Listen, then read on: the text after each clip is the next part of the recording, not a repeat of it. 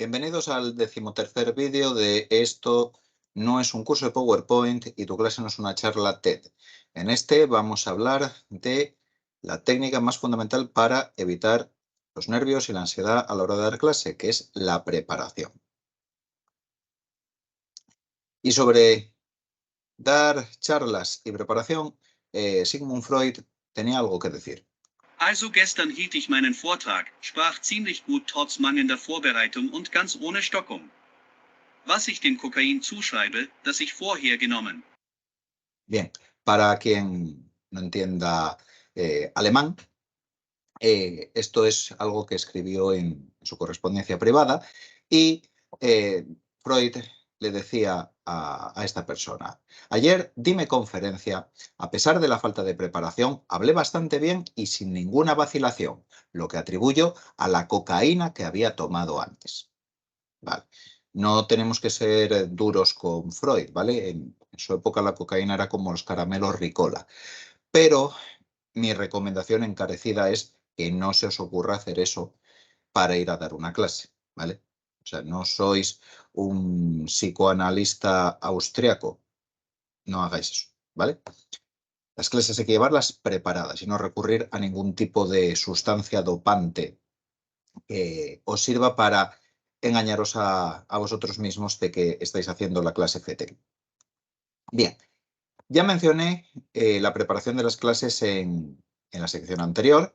Para mí es la técnica número 1 antinerviosismo y ansiedad y ya señalé en qué consistía la preparación de las clases. Y os dije que preparar una clase significa que elaboraste los materiales, que ensayaste la exposición y que reconociste el aula donde vas a impartir esa clase. En este vídeo nos vamos a centrar en los dos primeros aspectos, porque el tercero es muy sencillo. Es tan sencillo como tienes que ir a ese aula y tienes que saber cómo se usa todo. Las luces, las ventanas, la pantalla, el proyector, la megafonía, el sonido, el ordenador, todo. Entonces, si nunca has dado clase en ese aula, visítala. Y si diste clase en ese aula, pero ha pasado un semestre o un curso, puede ser que hayan cambiado el material. Pero es tan sencillo como eso. Visítala y hazte a ella. Muy bien, entonces, ¿a qué nos referimos con preparar los materiales? Para empezar, tengo que señalar que aquí, con preparar los materiales, me estoy refiriendo a preparación de materiales para una asignatura desde cero. Bien, porque es una asignatura nueva que intentas hacer tuya, bien porque es una asignatura que ya impartiste, pero que la vas a cambiar de arriba a abajo.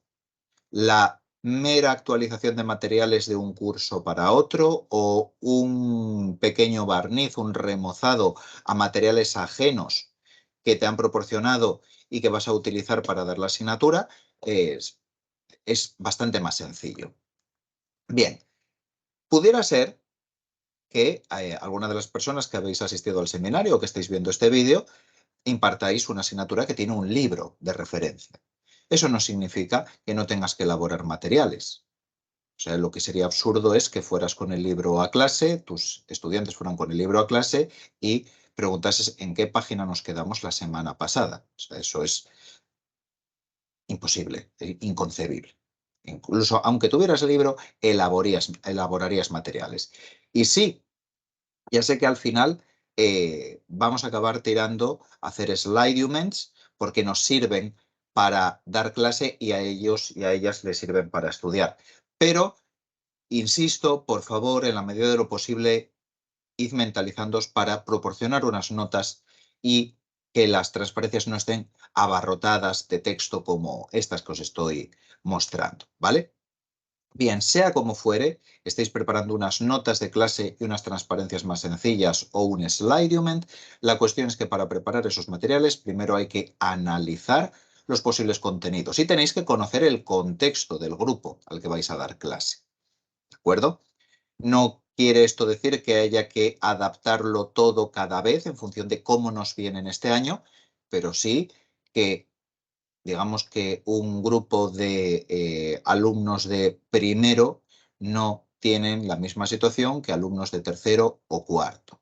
acuerdo? Entonces tienes que conocer el contexto y no hacer suposiciones previas.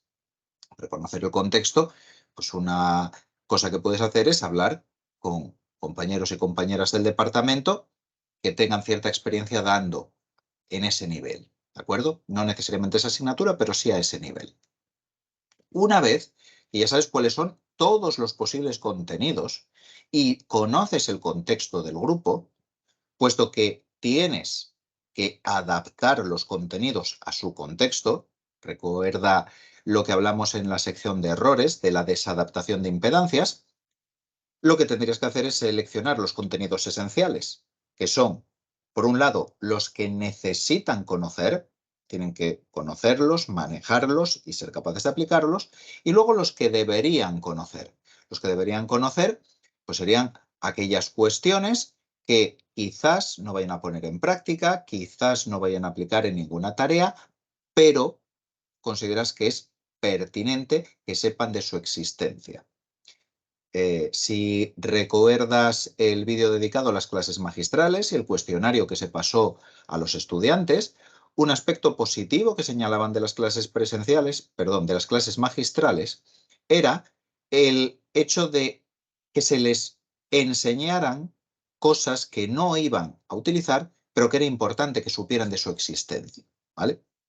Bien, entonces, un ejemplo, para preparar este material que tienes aquí, que puedes acceder en el enlace que hay en la descripción del seminario, en la playlist, pues recurrí a multitud de fuentes, alrededor de 20 libros, unos 90 artículos académicos y otras tantas páginas web, es decir, varios cientos de recursos.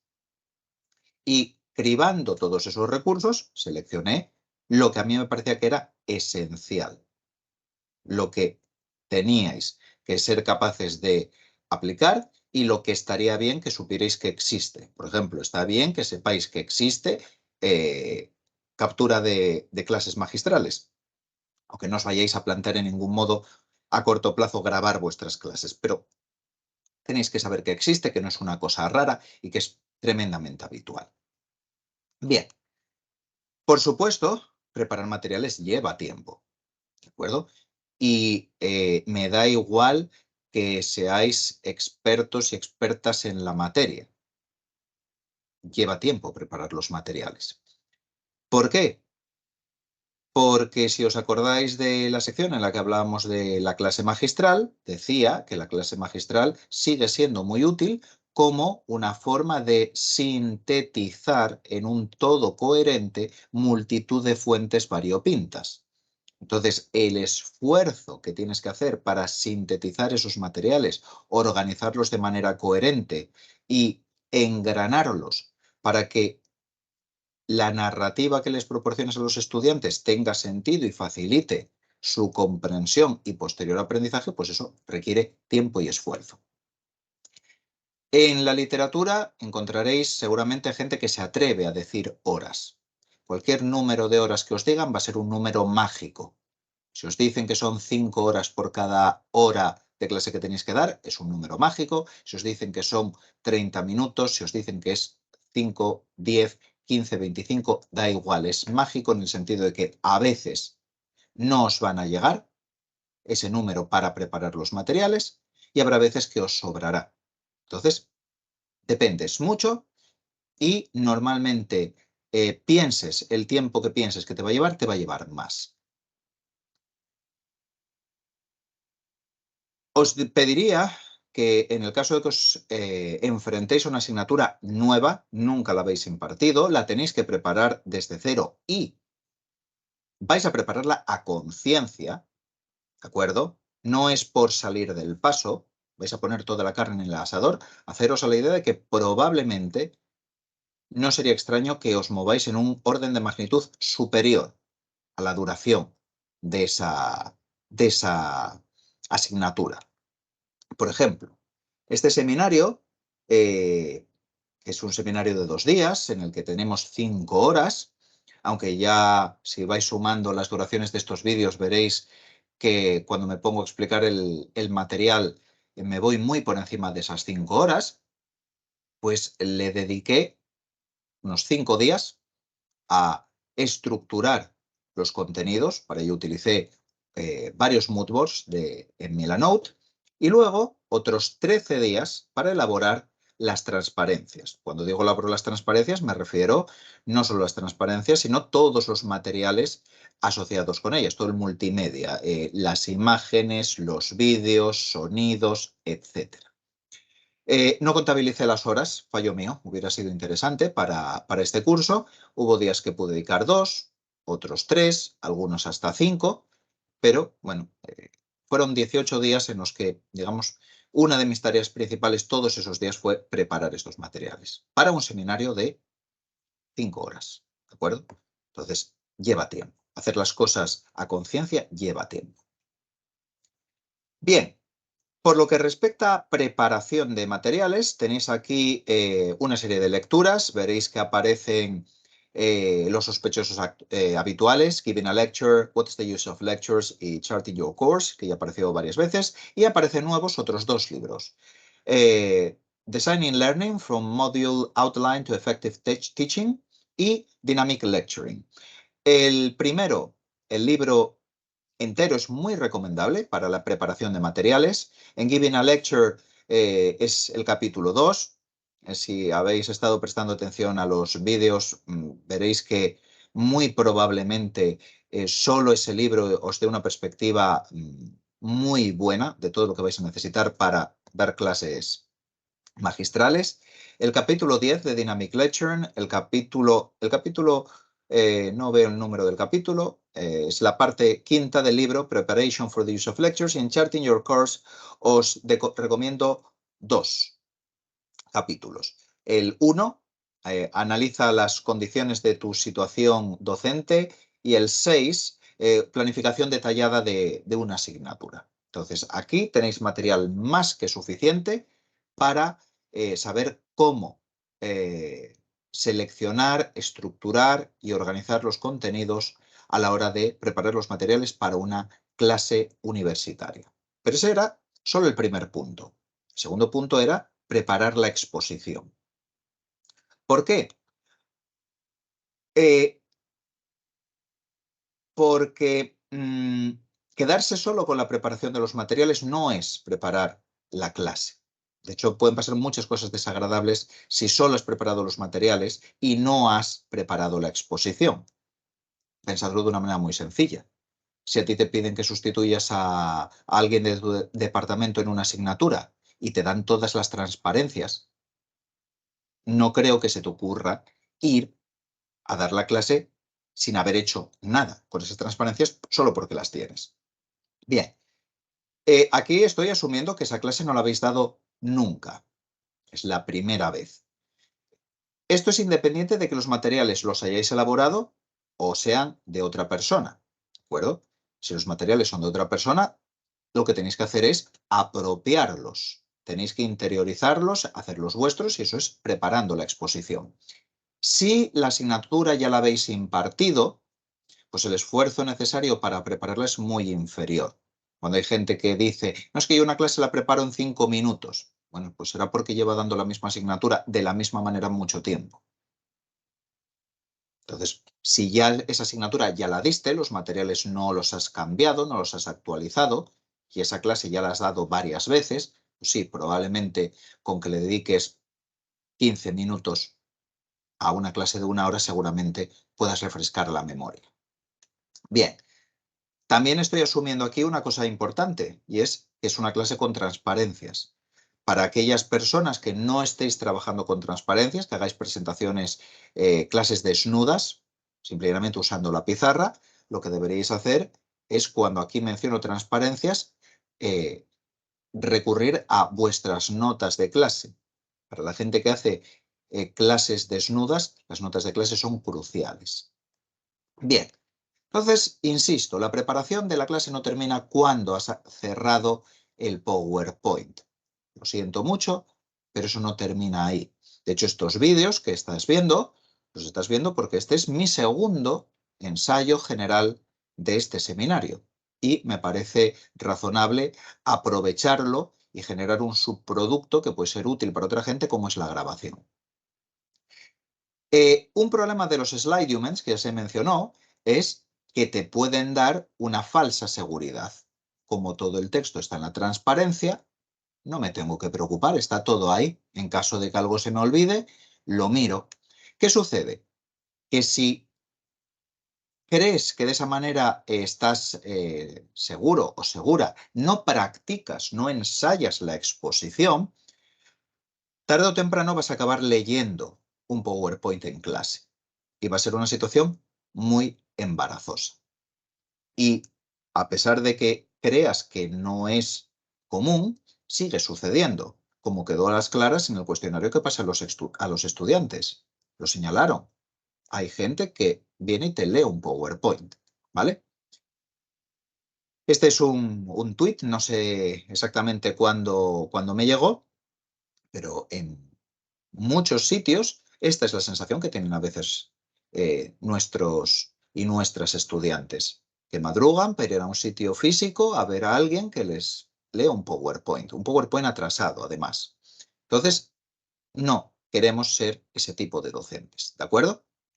Bien, cuando hablamos de la estructura de la clase y dijimos que tenía una apertura, un cuerpo y un cierre, mencioné los 3 actos que suelen tener las narraciones. Bien, pues si una clase es una narración, impartirla es una interpretación, ¿de acuerdo? Hay gente que dice que un docente es una combinación de actor, comediante y maestro, ¿vale? Pues tus clases requieren interpretación, mayor o menor, pero requieren interpretación. Y una interpretación requiere un ensayo. Si te tomas las transparencias como si fuera un apuntador, pues sí, te dan tranquilidad. Pero es absurdo pensar que puedes salir con dignidad en una interpretación en la que no conoces el guión ni lo has ensayado. Por supuesto, ese ensayo dependerá enormemente de la importancia que tenga el ajustarse perfectamente al tiempo, no dejarse nada en el tintero y no divagar en absoluto. Me explico. En una obra de teatro, el texto tiene que estar memorizado, ¿de acuerdo? Salvo que sea una obra que dé pie a que los intérpretes improvisen, normalmente el texto está memorizado. No tenéis por qué llegar a memorizar las notas de una clase, ¿de acuerdo? A ese nivel, tal vez tuvierais que llegar a ese nivel de ensayo y ese nivel de autoexigencia si fuerais a dar, pues qué sé yo, una conferencia plenaria en un congreso de vuestra especialidad. Desde luego, lo que está claro es que entre no hacer nada y ensayar como para una obra de teatro, hay que encontrar un punto intermedio. Entonces, ¿a qué me refiero o a qué nos referimos cuando decimos que hay que ensayar la clase? Bien, aquí las recomendaciones que os voy a dar están extraídas de las enseñanzas de la doctora Eco Rivera, es una académica que se ha especializado en ayudar a gente de ciencia a hacer buenas presentaciones, y Gar Reynolds, que ya lo hemos mencionado múltiples veces, es el autor de Presentation Zen, ¿de acuerdo? Bien, lo primero es que ponerte a leer las transparencias cuando las has acabado en silencio, eso no cuenta, eso no es ensayar, ¿vale? Es decir, si tú simplemente las vas pasando y las vas mirando en silencio, eso no es ensayar. Tienes que verbalizar en voz alta lo que vas a decir apoyándote en las transparencias, no leyéndolas. Este vídeo que estás viendo es un ensayo lo suficientemente bueno, quiero creer, como para resultar útil como vídeo educativo. No necesitas llegar a hacer un ensayo general. Por ensayo general significaría que estás en el aula en la que se va a dar la clase, estás usando todos los recursos que hay en el aula y utilizas el espacio y los materiales tal y como los usarías en el aula. No tienes que llegar a eso. En otro tipo de exposiciones puede ser recomendable. Cuando hablemos de las charlas TED, veremos que si participas en un evento TEDx, tienes que hacer un ensayo general, porque tienes que conocer el escenario y cómo moverte dentro de él, sobre todo cómo no moverte dentro de él. Bien, entonces entre leer en silencio las transparencias y hacer un ensayo general hay varias técnicas que te permiten un ensayo razonable para lo que sería una clase magistral expositiva normal. Una opción pasa por locutar las transparencias. Estás delante del ordenador y según vas pasando transparencias vas hablando y vas escribiendo lo que estás diciendo. Por supuesto, no tienes a día de hoy ni que escribirlo. Podrías simple y llanamente hacer lo que estoy haciendo yo, grabarlo, subirlo a YouTube o subirlo a Microsoft Stream y esperar un ratito, unas horas, a que te genere la transcripción. Esa transcripción serviría para tener una primera versión de las notas. Notas que podrías usar solo para ti, de tal manera que podrías repasar la clase sin recurrir a las transparencias, pero que después podrías revisar, pulir y formatear adecuadamente para proporcionárselas al alumnado. Esas notas son tu guión que después puedes pulir.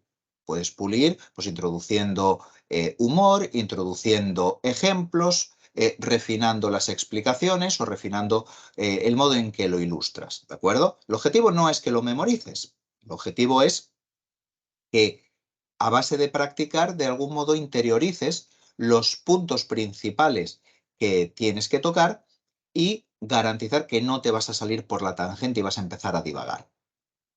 Pequeño problema que le encuentro a esta opción, que puesto que no haces un ensayo hasta que tienes todas las transparencias, es muy probable que cuando te pongas a hacer esta locución te encuentres con problemas. Y cuando me refiero a problemas, me refiero a que te encuentres cosas que no fluyen bien, pensabas que iban a ser más ágiles o te das cuenta que debes mover a otro sitio. Entonces puede ser que en este primer ensayo pases más tiempo reestructurando los materiales que locutándolos. Con lo cual, hay otra opción, otra técnica, que es bastante razonable y muy útil, que es la siguiente. Cada vez que tengas una parte que has terminado de las transparencias, la practicas, la ensayas. En este caso, puesto que los materiales están divididos en 18 grandes secciones, pues cada vez que tenía una sección más o menos hecha, la probaba.